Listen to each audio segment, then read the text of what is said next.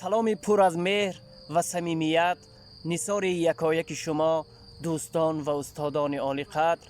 اینجا تصمیم گرفتم شعری را از استاد عبدالجبار سروش برای شما قرائت کرده باشم.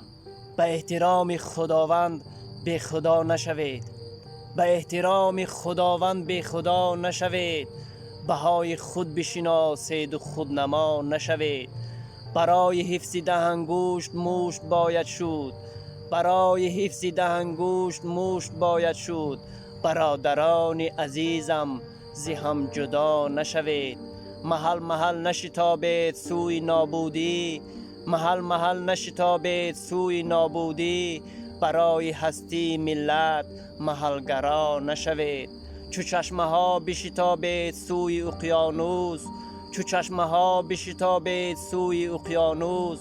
چو روح مرده مرداب بی صفا نشوید، چو روح مرده مرداب بی صفا نشوید.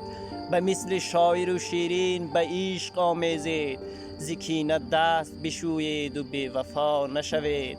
به هر که نیک منیش است دوستی ورزید، به هر که نیک منیش است دوستی ورزید. به هر که زیش سرشت است آشنا نشوید، به هر که زیش سرشت است آشنا نشوید. به احترام خداوند به خدا نشوید، بهای خود بشناسید و خودنما نشوید، بهای خود بشناسید و خودنما نشوید.